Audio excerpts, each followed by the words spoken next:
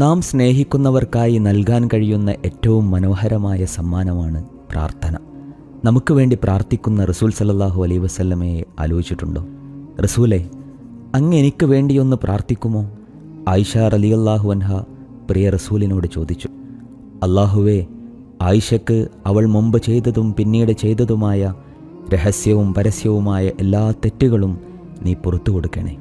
റസൂലുള്ളാഹി സല്ലല്ലാഹു അലൈഹി വസല്ലമയുടെ പ്രാർത്ഥന കേട്ട് ആനന്ദത്താൽ മതിമറന്ന് ചിരിച്ച ആയിഷ റളിയല്ലാഹു അൻഹയെ നോക്കി റസൂൽ സല്ലല്ലാഹു അലൈഹി വസല്ലം ചോദിച്ചു, എൻ്റെ പ്രാർത്ഥന നിന്നെ അത്രയധികം സന്തോഷിപ്പിച്ചുവോ?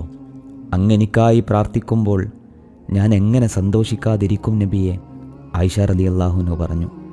അന്നേരം റസൂൽ സല്ലല്ലാഹു അലൈഹി വസല്ലം പറയുന്നുണ്ട്, ആയിഷ, ഓരോ നമസ്കാരത്തിലും എൻ്റെ ഉമ്മത്തിനു വേണ്ടി ഞാനിത് തന്നെ പ്രാർത്ഥിക്കാറുണ്ട്. നമുക്ക് വേണ്ടി പ്രാർത്ഥിച്ചുകൊണ്ടേയിരുന്ന പ്രിയ റസൂലിന് തിരിച്ചു നൽകാൻ നമ്മളെന്താണ് ഒരുക്കിയിട്ടുള്ളത്?